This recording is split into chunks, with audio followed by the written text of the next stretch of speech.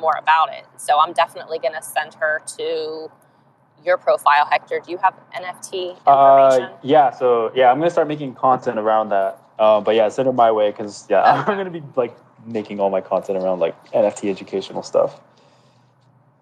Yeah, that's what that's definitely what she needed. So yeah, I'll point her your way. Appreciate that.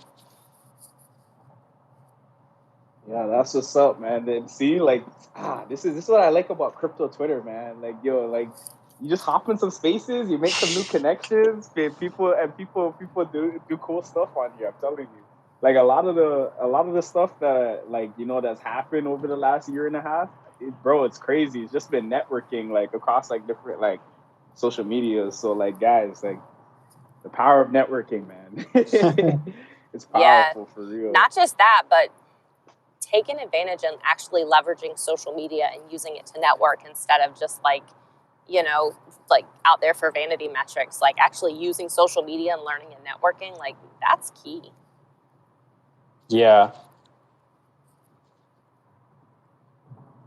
100%. But yeah, it's gonna be a good time though. Like, but yeah, man, like this whole space, like, and that's another thing, like on TikTok as well too. Like, I'm gonna be interested to see how they're gonna tackle mentioning things like that without actually mentioning crypto, because like I don't know about you, like what would you say about your profile performance since like they started like implementing like all of those like restrictions on crypto? Like what would you say your profile performance is like? So yeah, because I've done a little bit of everything. Like in the beginning, there was like different strategies. Like in the beginning, I tried to work in public. So like I did the challenge where it's like, hey, I'm gonna make NFTs every day until I sell one. And then that's like, I grew a following just from that. And that was working pretty good. If I stayed consistent with it, I would have had like a more art-focused NFT audience. But then like I started doing a little bit of everything. Like I started covering like, random tweets from Elon or like just news stuff. And then that stuff does well if you like just do the clickbait kind of marketing stuff. So like what I mean by that is in the beginning of the first 3 seconds of the video, just position it and make it sound outrageous or give it a nice attractive hook in the beginning. That's going to work regardless of what type of content you do. But that's kind of what I ended up like having to focus on more, because I wasn't doing what I actually wanted, if that made sense. It was more about like, how am I going to just like keep growing the page? But to answer your question, after I got banned, the last one I got banned from was like a video I made on Anchor Protocol, which is like just offering you 19% interest on stablecoins. And then that was marketed as like, that was flagged as like misleading or something. And then I filed for appeal on the video, and they reinstated the video, so it's back up again. But ever since then, the video performance has been like kind of wonky. Videos don't do well unless like I do the clickbait stuff. The last one I think that went viral was like the one about the NFT tweet. So like this guy, he made his own NFT. He put it up for auction for like 100 times the price. He bought it off of himself for like 70% off, and then reposted it up for sale at the original price. And then some dummy bought it because they thought they were getting it 70% off, something like that. So that was the last video. Yo, that's actually smart as hell though. It was false, but I'm sure that's a real strategy. But that video went viral. That was the last one that went viral. It got like 1 million views or something. But the thing with that tweet, I knew it was going to do well because like it was outrageous. It was easy for people to understand, and it was going to make people mad. So that's the key thing. Like to make viral stuff is you have to like trigger people. That's what I found. Or you can do like, valuable stuff, like you said, like be helpful and try to help people. And that's kind of what I was doing in the beginning with the NFT challenge, was I was making a video each day showing people, okay, this is the art I made. This is where I'm listing it. This is how much I'm listing it for. This is how much it cost me. And then I was growing a nice, solid foundational base off of that. So yeah, it just depends on like what type of content you're making and like what your end goal is, like what your intent is. Okay, most definitely gonna have to map that up for sure. That's a solid strategy, honestly. It helps to sprinkle in like those viral videos here and there, because it just gets your page like a nice bump. Even if your entire page is like, let's say, about NFT music and how people can get into it, it would be helpful to like, integrate like every now and then like a viral, like shock clickbait type video that goes viral. Yeah, and that's what I was thinking. Like what I was doing before what I found really worked is like I would do something educational news, and then try to get something that's funny, and then educational something that's funny, and like I found that worked. But like anytime now, like after the thing was posted, it's just like, all right. Yeah, that chipped out there. But yeah, like after that, I found like like I wasn't even getting like I used to get I didn't get that much views, but like getting to like 1,000 or 2,000 views was not hard. You know what I mean? And then after a while, I was just like, bro, like this thing isn't even touching like 300. I'm like, what the heck is going on? So Yeah. I'm just gonna start getting way more like specific and stuff like that, and really go from there. But I'm thinking YouTube is a wave. Like I was I was considering starting to do like just basically like more short form content. Like I'm thinking like 10-minute videos. I'm not trying to keep people there for long. I think 15 minutes would be a long video for me. But I'm trying to do stuff in like more compact 5 to 10 minutes. Yeah. Whatever the content is on, and keep it going from there. Once I get a big enough audience from there, all right, check the Patreon. Yeah. Because get them off of YouTube as fast as possible. build the Patreon community and go from there. But yeah, I think I'm leaning that route as well too. But people from YouTube are like the most loyal too. Like they have the highest attention spans compared to TikTok, right? 60 minutes on TikTok versus like a 1 hour. People will watch 1 hour of your video on YouTube. So those people like tend to convert a lot better because they're more loyal. They trust you a lot more because they see your face. You're offering more value to them because it's long form content. You could get like valuable ideas across in like 10 minutes versus like 60 seconds. So like they tend to stick around a lot more. And because of that, I've seen like I've gotten more followers on Twitter from my YouTube audience than like my TikTok audience. Oh yeah, TikTok doesn't convert very well. Yeah, it's not optimized for like links outside of TikTok either. It doesn't. Like it's trippy, man. Like what I realized on TikTok is like having let's say you have like 15K on TikTok. That's like the Insta equivalent of having like 3 or 5K. Like in terms of like actual engaged audience, you know what I mean? Yeah. Like yeah. If that makes sense. Yeah, that's why TikTok is nice for like those quick viral videos to give yourself a boost on whatever your brand is or whatever your focus is. But apart from that, it's not like really the best place to help people with like valuable long-term content, like long-length content. Yeah, it's funny though. Like our search volume on CMC, ironically enough, is like so paired with like crypto TikTok. Like I'm being dead ass. Like when I look at like our volume and I look at our top 15 coins, if you were to go and search right now on TikTok, what are the top search cryptos? Mm-hmm. At least 8 of those 15 are from TikTok. So I find it so funny. That's crazy. Like that's why it's kind of weird. Like it's just like it's a weird audience, you know what I mean? But what I'm realizing with that audience is like this is where we get it's just a less informed audience. And then like you said, the YouTube community, people are generally looking for good YouTubers, but there's just so much misinformation. So it's a good niche. Like I think YouTube and YouTube is going to be a good platform to work on. And like honestly, I'm only on Instagram because it's just like for the people that don't have Twitter. So it's just I'm just sharing what I share on Twitter or like on Instagram. I wonder if you compared, because there's only like a handful of like top crypto TikTok accounts, right? Like over 50K, let's say. I wonder if you compared, like if you had like the data on it, like if you could compare the 80-20 on it, like because like 20% of those accounts probably move 80% of the crypto TikTok market. And like the crypto Illuminati. Blockchain Boy. Blockchain Boy. What's his name? Mason, Crypto Mason. Yeah, and then Blockchain Boy has like his own group, Crypto Nights, with like those guys are part of it, right? He has like 5 big crypto TikTokers part of his own group, which I think it's a free Discord, but I'm pretty sure they coordinate on like shills. But yeah. I'm not surprised. Yo, you know what's so funny? I always thought that because I'm like, yo, why anytime I see a video on this, at least 2 days later or something like that, I see this person talk about the same thing. Yeah, and I'm like, is that just watching or is it? Nah, yeah, it's all part of one big marketing. They try to spread it out to look organically. That's the thing. They try to like time it, spread out. But yeah, they're always like shilling the same things. I noticed it with like crypto penguins. Once I saw these guys like all shilling crypto penguins or pudgy penguins, I'm like, oh, okay. Like they're all moving the market together. Yeah, and then pudgy penguins actually went nuts, bro. It actually did after that. Yeah, I think it gave them initial momentum on there. Yeah, but yeah, that's also why I want to like stop making.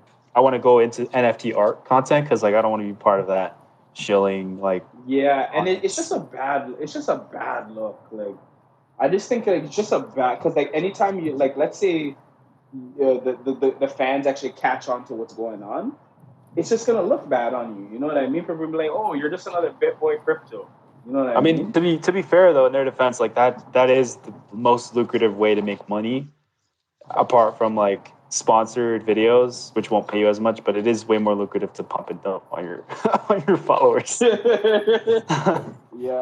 Yeah, it's crazy, man. Like BitBoy, like his sponsor list got leaked. Oh, I saw that. Yeah, and then the Luna PR one was replied underneath that with like a bunch of other influencers there. Oh shit! I didn't even see that. Still. Yeah, someone replied under it with like a whole Excel spreadsheet of like from Luna PR, which is like a crypto PR agency. But yeah, it was a spreadsheet of like all these influencers. I was scared I might see my name on there because I remember I was like contacted by them once and I gave them like my price. I was like scared I was even see my name on there. Holy, if you saw your name on there, they would have dragged you down with them. So holy shit. But at the same time, like here's the whole thing how I feel about like paid shills. I feel like there's no problem with paid shilling if you disclose that you're being a paid shill.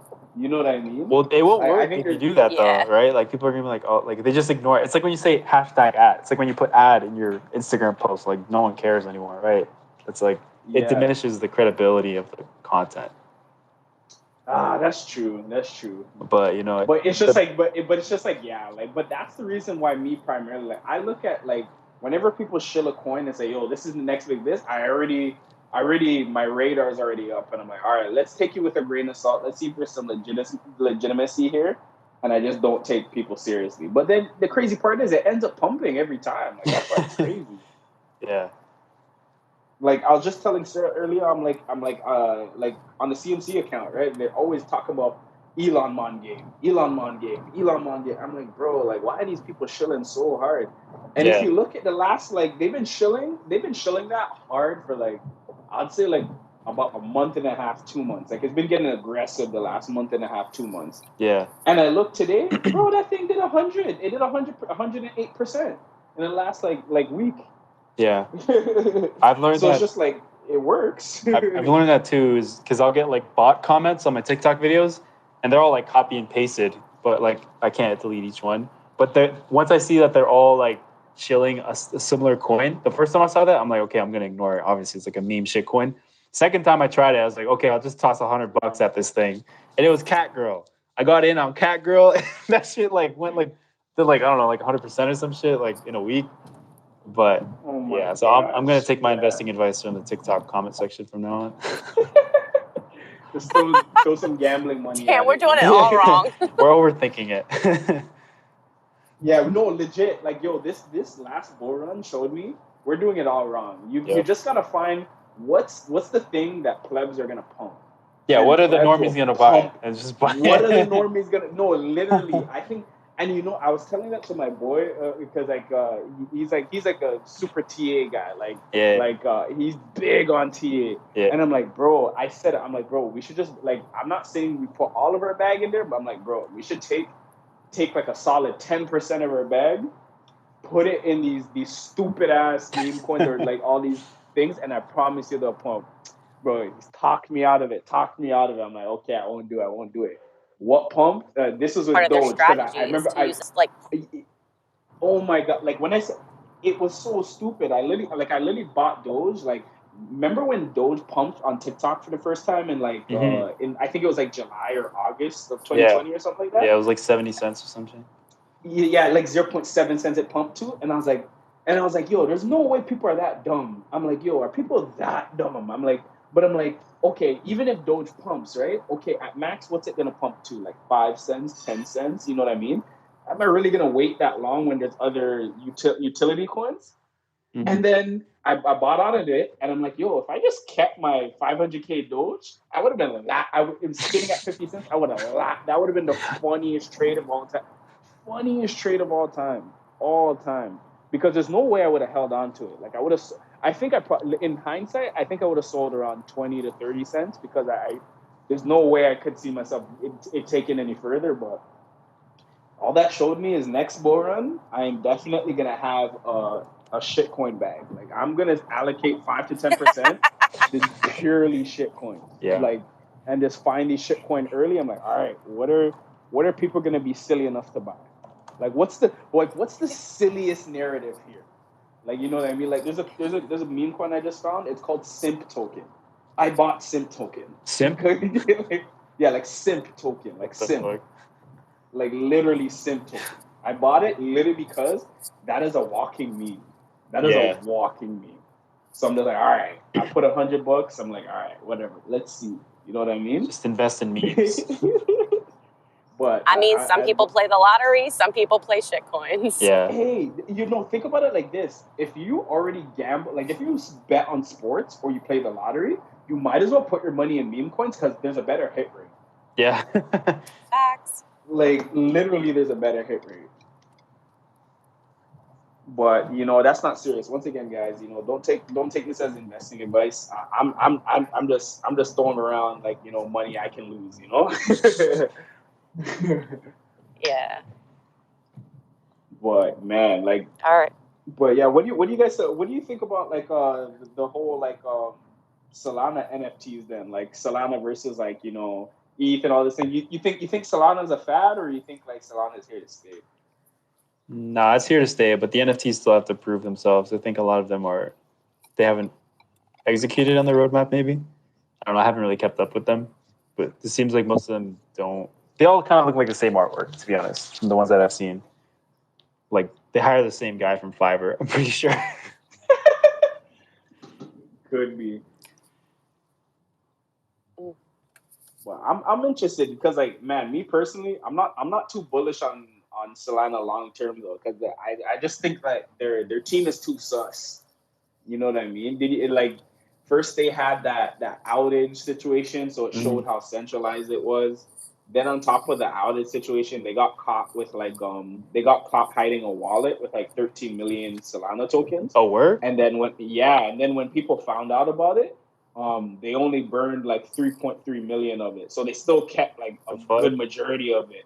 So I was just like, bro, like that's I posted about it a while back, but like I don't think it's not gonna affect the market. Like I don't think people are gonna leave it, but like it just seems very suspicious to me. I'm like, yo, is that kind of like it's kind of sus.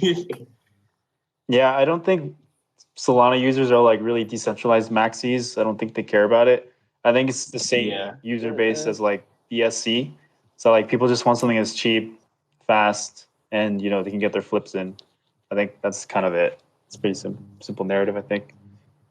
Yeah, and I think that's the reason why I don't think it would necessarily die out. But yeah, I just shared the tweet. So yeah, if you want to go through it, like this guy like broke down exactly how they got caught with the extra circulating tokens. But yeah, like I totally agree with that. It's the same thing like BSC, man. Like people just want cheap, like cheap, like minting cheap transactions. Like that's why ETH has to fix up, man. Because like these transactions, like this is ridiculous. It's not happening, bro. That's not happening. Oh my gosh. Oh man, but yeah, we'll see though, because the miners are just making so much money right now.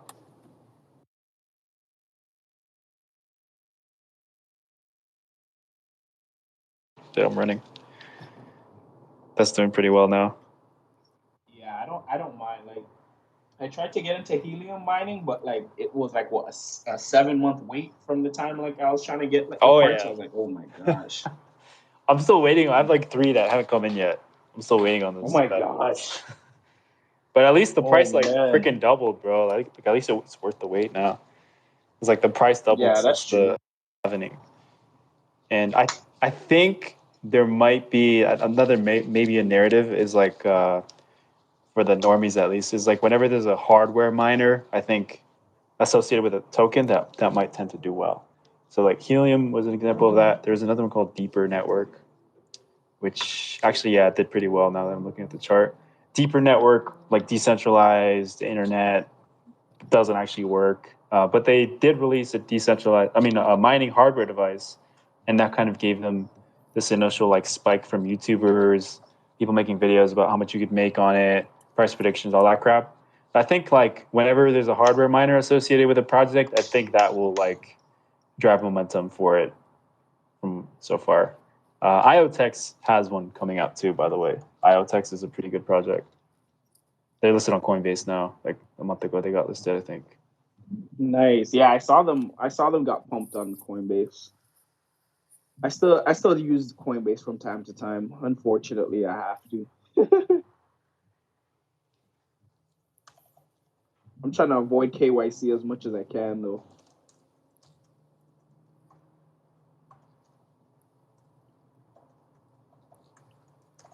But yeah, that's dope. But guys, it's getting kind of late for me. I'm not gonna lie. I have to go to bed very soon. Yeah. So Yeah, I'm not really talkative because I'm just tired and I'm driving. So I'm just like eyes on the road and tired. So definitely get home safe. You know what I mean? Most definitely. Yeah, drive safe. For sure. But yeah, it's been a pleasure. But yeah, yo, Hector, if you want to pull up anytime, like yo, we do this like every Sunday night around the same time. So like Sundays at like 7:30 8:30 Eastern, 7:30 Central Time. All right, cool. And yeah, same thing on Sunday and Wednesday. So yeah, if you want to pull up, like pull up anytime. All right, bro. We'll be here. Sounds good. Thanks again for hosting this. Yes, sir.